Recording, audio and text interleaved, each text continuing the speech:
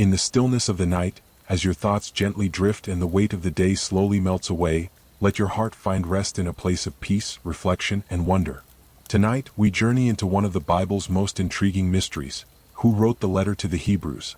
It's a question that has puzzled scholars, theologians, and believers for centuries. Unlike most New Testament letters, the Epistle to the Hebrews doesn't begin with a greeting or an introduction of its author. There is no Paul, an apostle of Jesus Christ, or Peter, a servant of Christ.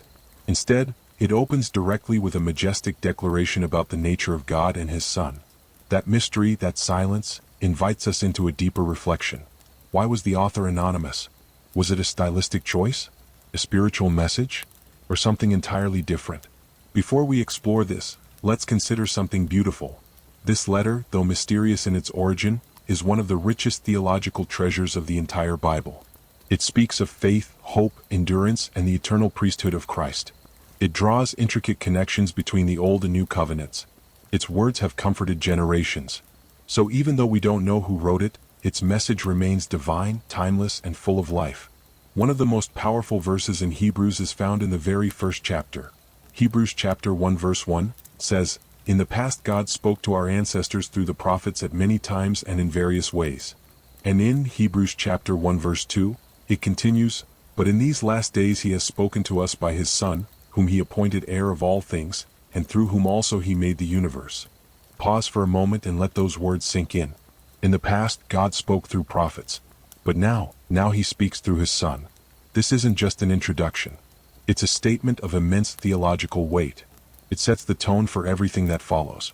The writer wants the reader to understand, Jesus is not just a messenger. He is the message, the very expression of God's will, love, and purpose. Now let's return to the question, who wrote Hebrews? Some have suggested Paul. Others think of Barnabas, a companion of Paul known for his encouragement. Others propose Luke, Apollos, or even Priscilla. Each possibility brings a different perspective, a different flavor to the text.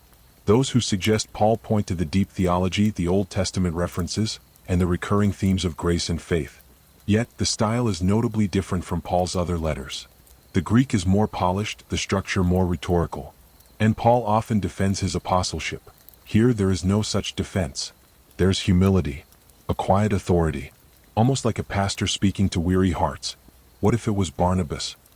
He was known as the son of encouragement. The tone of Hebrews fits that description. A letter meant to lift, to restore faith during persecution.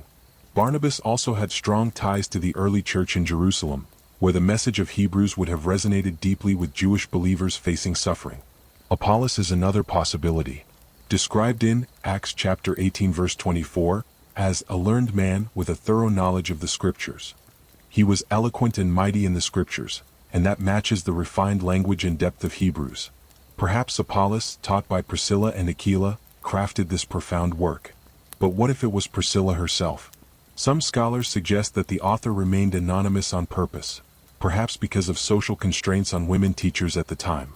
Priscilla was a well-respected leader, a teacher of Apollos himself.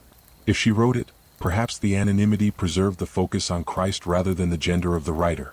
Now pause and reflect on this. How extraordinary it is that the identity of the author is hidden, yet the power of the message is not. Could it be that God wanted it this way? That the focus would be entirely on the words, on the person of Christ, and not the personality behind the pen? Hebrews chapter 4 verse 12 says, "For the word of God is alive and active. Sharper than any double-edged sword, it penetrates even to dividing soul and spirit, joints and marrow. It judges the thoughts and attitudes of the heart." The message is what matters. The word is living. And whether written by Paul, Barnabas, Apollos, or Priscilla, the letter continues to pierce hearts, awaken souls, and strengthen the faith of millions. Let's consider one of the most moving sections of the book, often called the Hall of Faith. In Hebrews chapter 11 verse 1 it says, "Now faith is confidence in what we hope for and assurance about what we do not see." This verse alone captures the spirit of the Christian journey, trusting in the unseen, walking with assurance even in uncertainty. Then the chapter goes on to recount the faith of Abel, Enoch, Noah, Abraham, and Sarah. It tells us in Hebrews chapter 11 verse 6, "And without faith it is impossible to please God, because anyone who comes to Him must believe that He exists and that He rewards those who earnestly seek Him."